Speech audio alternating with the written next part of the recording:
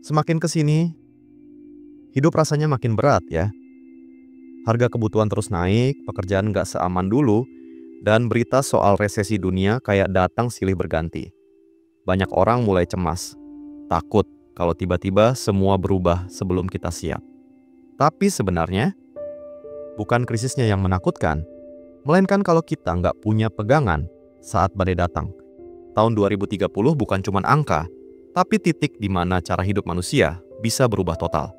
Dan yang siap hari ini, dialah yang bisa tetap berdiri nanti. Karena itu, penting banget punya aset yang bisa jadi perisai dan pondasi kita menghadapi segala kemungkinan. Tonton sampai akhir, karena 7 aset ini bisa jadi penyelamat hidup kamu, terutama di Indonesia yang kita cintai ini. Kalau ada satu aset yang udah terbukti tahan dari zaman ke zaman, itu ya emas. Nenek moyang kita udah tahu rahasianya sejak dulu. Mereka nggak banyak teori, tapi ngerti satu hal, emas itu nyimpan nilai. Di saat uang bisa anjlok, inflasi gila-gilaan, atau harga barang naik terus, emas tetap punya daya tahan sendiri. Dan menariknya, sekarang punya emas nggak sesulit dulu. Nggak harus beli batangan besar atau perhiasan mahal. Ada banyak platform digital yang bikin kita bisa mulai dari 0,1 gram aja. Gampang, aman, dan bisa dicicil. Intinya, bukan seberapa besar kamu punya, tapi seberapa disiplin kamu nyimpen. Karena emas itu bukan buat gaya-gayaan, tapi buat jaga diri dari ketidakpastian yang bisa datang kapan aja. Emas itu unik, karena nilainya nggak cuma diukur dari harga pasar, tapi juga dari makna. Emas selalu jadi simbol ketenangan. Waktu semua orang panik karena harga-harga naik, orang yang punya emas biasanya bisa tetap tenang. Kenapa? Karena dia tahu, nilai emas nggak gampang turun. Bahkan, di masa krisis, justru cenderung naik. Makanya banyak keluarga di Indonesia, terutama di kampung-kampung, dari dulu udah terbiasa nyimpen emas sedikit demi sedikit. Mungkin cuma cincin, gelang, atau logam kecil. Tapi disitulah letak kekuatannya. Emas jadi tabungan darurat yang bisa dicairkan kapan aja. Jadi kalau kamu punya sisa uang, jangan buru-buru buat belanja barang konsumtif. Coba sisihkan sedikit untuk emas, karena emas itu bukan cuma investasi, tapi bentuk jaminan tenang di masa depan. Kalau kamu belum mulai, nggak apa-apa. Yang penting, mulai sekarang. Banyak cara sederhana buat nabung emas. Bisa lewat pegadaian, aplikasi syariah, atau marketplace terpercaya. Jangan takut mulai kecil. Ingat, 0,1 gram hari ini bisa jadi pondasi besar kalau kamu rutin. Dan yang paling penting, ubah cara pandang. Emas bukan alat untuk cari untung cepat, tapi penyelamat nilai. Nggak usah panik kalau harganya sempat turun, karena emas itu buat jangka panjang. Sama seperti kita belajar sabar, emas juga ngajarin kesabaran dan keteguhan. Kalau kamu mau tenang menghadapi masa depan, biasakan punya emas. Karena di saat uang kertas kehilangan makna, emaslah yang tetap bisa kamu genggam dan tukar untuk bertahan hidup. Sekarang kita bahas aset kedua yang sering diremehkan, padahal nilainya luar biasa. Lahan produktif. Banyak orang mikir, tanah cuma buat orang kaya atau investor besar. Padahal, kunci masa depan ada di sini, di tanah yang bisa menghasilkan.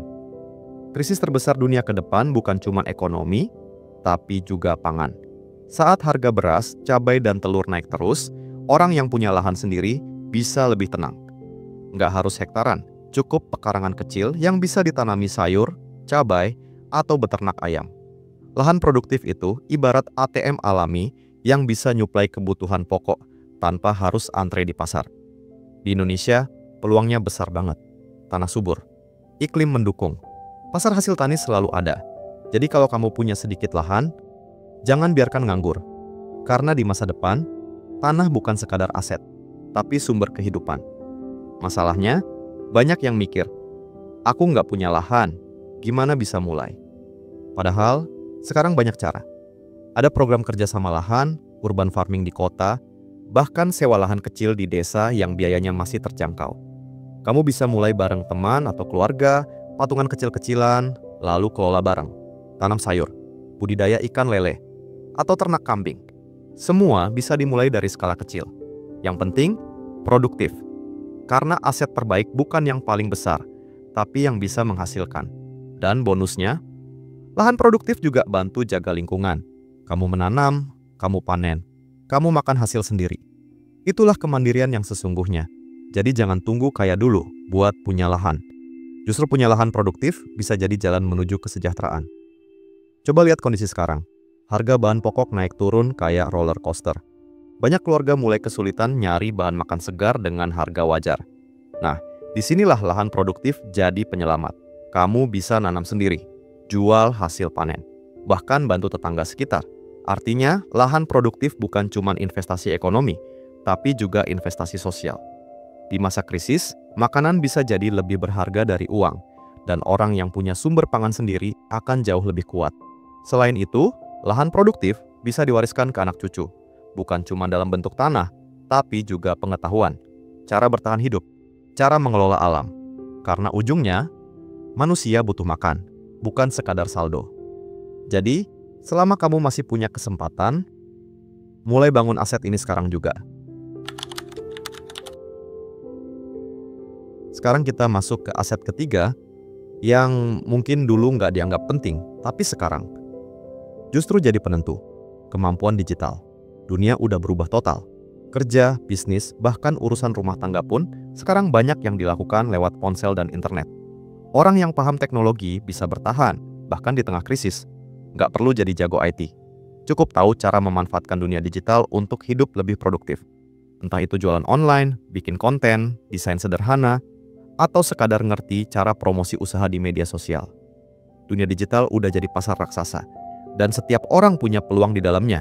Kalau kamu nggak ikut belajar dari sekarang, nanti bukan cuma ketinggalan, tapi bisa tersisih. Karena di masa depan, yang melek digital bukan cuma unggul, tapi bisa jadi penyelamat. Yang menarik, kemampuan digital ini nggak mengenal umur, latar belakang, atau pendidikan.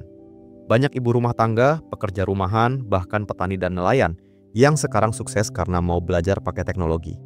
Ada yang jual hasil kebunnya lewat TikTok. Ada yang belajar desain buat promosi UMKM. Ada juga yang kerja freelance dari rumah dengan laptop sederhana. Dunia digital membuka pintu baru buat siapapun yang mau adaptif. Jadi jangan ngerasa gaptek atau udah telat belajar. Justru sekarang waktunya mulai. Bisa dari hal kecil, belajar bikin video pendek, edit foto produk, atau ngerti cara jual di marketplace. Sekali kamu paham, peluangnya nggak terbatas. Karena di masa depan, skill digital adalah modal hidup yang bisa kamu bawa kemanapun. Banyak orang masih berpikir kemampuan digital itu cuma buat kerja kantoran atau anak muda. Padahal, ini soal cara kita beradaptasi dengan dunia baru. Dunia yang cepat berubah. Dan hanya yang fleksibel yang bisa bertahan. Dengan skill digital, kamu bisa punya lebih dari satu sumber penghasilan. Bisa bikin toko online, jadi freelancer, atau bantu usaha keluarga naik kelas lewat internet. Bahkan kalau nanti krisis datang, kamu masih punya skill yang bisa diperdagangkan. Karena skill nggak bisa hilang, nggak bisa dirampas, dan nilainya malah naik seiring waktu. Jadi mulai sekarang, jangan anggap handphone atau laptop cuman buat hiburan. Jadikan itu alat produksi, bukan cuma konsumsi. Karena masa depan akan berpihak pada mereka yang tahu cara bertahan lewat pengetahuan digital. Aset keempat ini sering dilupakan, padahal nilainya nggak bisa diukur pakai uang, yaitu jaringan sosial yang sehat dan kuat. Di tengah dunia yang makin individualistis, orang yang punya hubungan baik dengan sesama justru lebih aman saat krisis datang. Di Indonesia, kita punya budaya gotong royong yang luar biasa. Tapi sayangnya, makin kesini mulai luntur. Padahal, saat keadaan sulit, justru dari lingkaran sosial lah bantuan pertama datang. Entah itu teman yang bantu cari peluang kerja, tetangga yang mau barter bahan makanan, atau komunitas yang saling dukung secara moral. Semua itu aset nyata, karena di masa depan bukan cuman yang punya uang yang bertahan, tapi yang punya hubungan. Jadi mulai sekarang, bangun relasi yang tulus, bukan transaksional. Karena saat dunia makin dingin, kehangatan manusia jadi penyelamat. Krisis apapun, dari pandemi sampai bencana, selalu membuktikan satu hal. Orang Indonesia kuat karena saling bantu. Dari situ kita belajar, kekuatan sosial itu bukan teori, tapi kenyataan. Bayangin kalau kamu punya komunitas kecil, teman-teman yang saling percaya dan siap bantu saat keadaan sulit. Mungkin satu bantu tenaga, yang lain bantu informasi, ada juga yang bantu makanan. Itu semua berputar Dan energi baiknya balik lagi ke kita. Sekarang banyak komunitas positif lahir di mana-mana. Kelompok tani, komunitas belajar online, sampai komunitas usaha kecil. Di sana bukan cuma tempat berbagi ilmu, tapi juga tempat bertumbuh bareng. Jadi, jangan hidup sendirian dalam perjuangan. Karena kalau kamu punya jaringan sosial yang kuat, kamu nggak akan pernah benar-benar jatuh sendirian.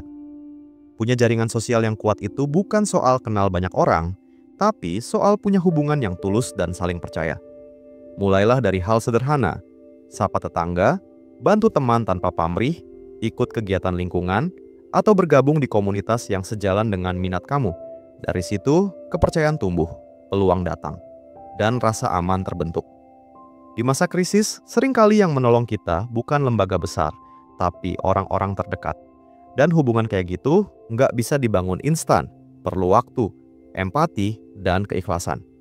Jadi rawat koneksi itu mulai sekarang, jangan tunggu butuh baru datang. Karena pada akhirnya, manusia diciptakan untuk saling bergantung. Di dunia yang makin individualis, menjadi orang yang peduli dan bisa diandalkan justru akan membuatmu kaya. Dengan cara yang paling manusiawi.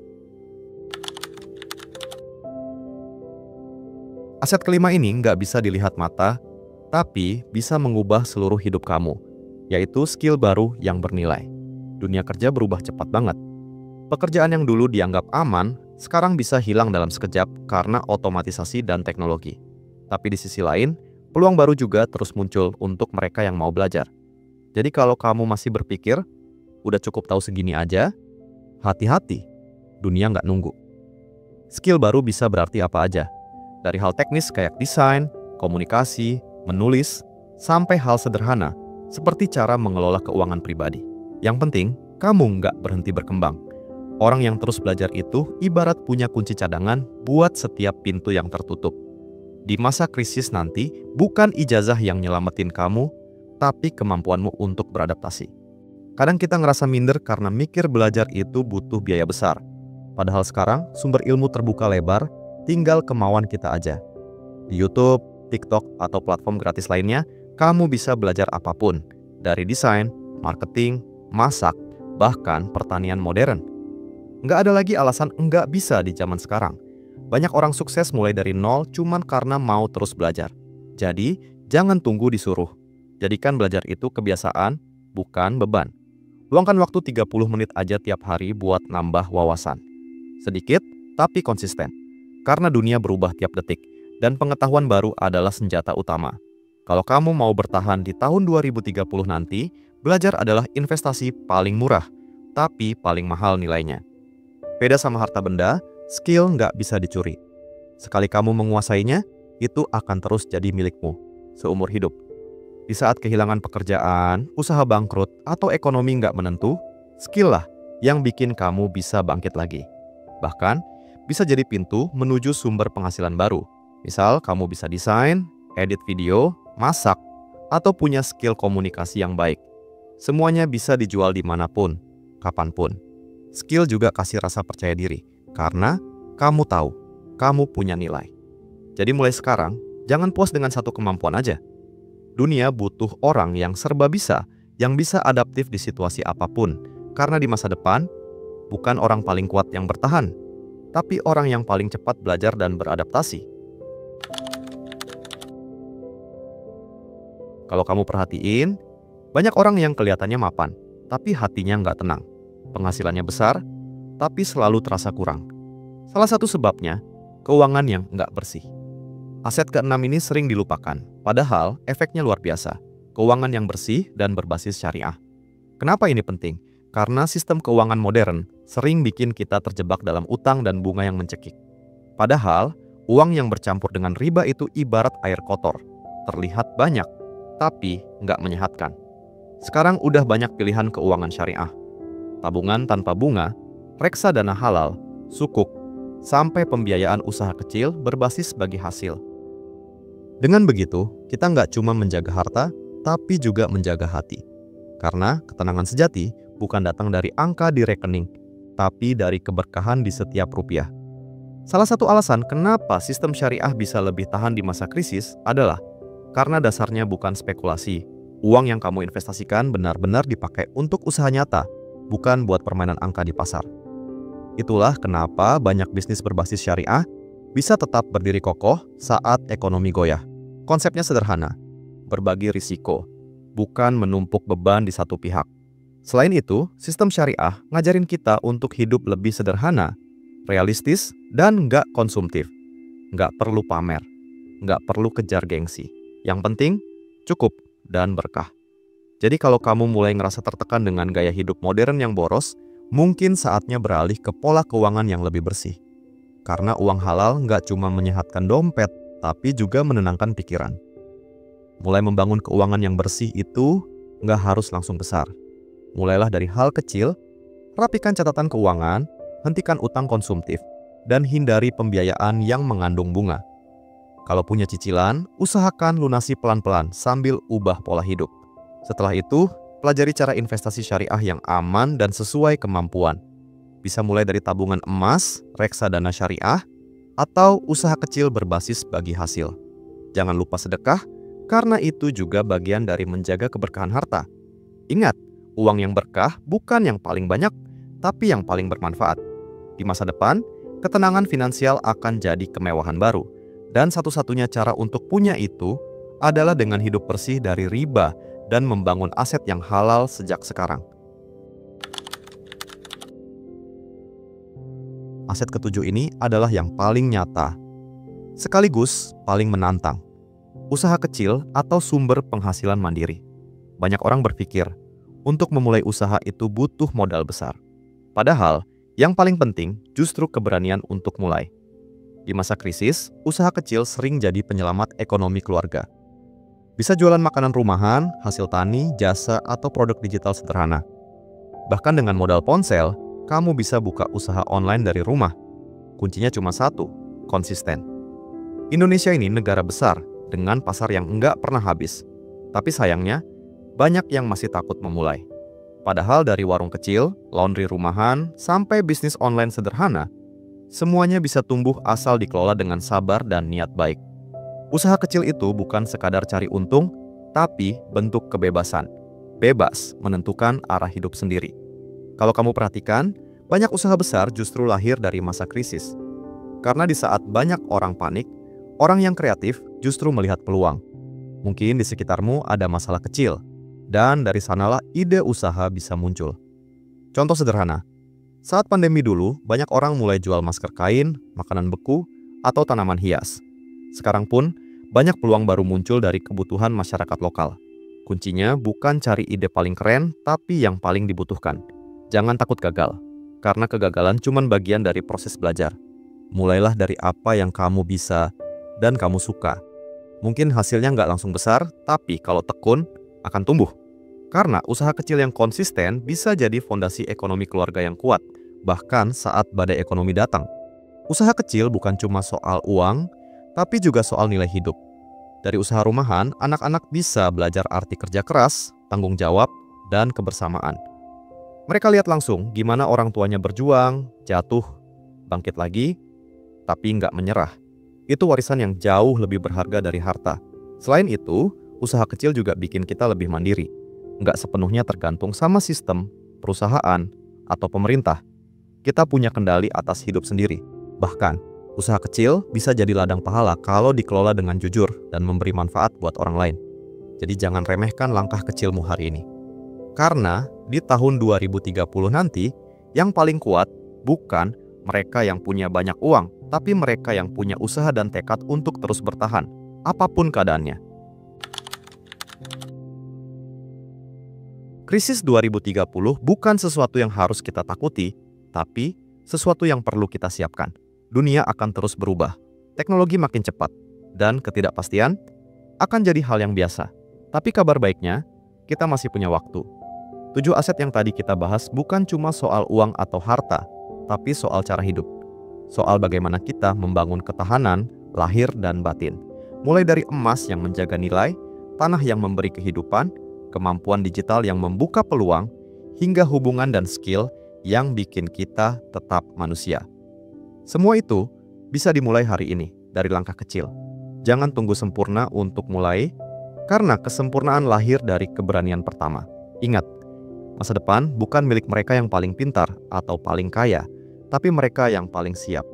Jadi, mulai sekarang, siapkan dirimu, bangun asetmu, dan jadilah bagian dari generasi yang bertahan. Bukan karena takut krisis, tapi karena siap menghadapinya dengan bijak. Kalau kamu ngerasa video ini membuka mata kamu soal pentingnya siap menghadapi krisis 2030, bantu sebarkan kesadaran ini ke lebih banyak orang. Klik tombol subscribe, nyalain loncengnya, dan tulis di kolom komentar. Aset mana yang udah kamu mulai bangun sekarang? Kita bangun komunitas orang-orang yang siap, mandiri, dan saling dukung menuju 2030. Bareng-bareng dari sekarang.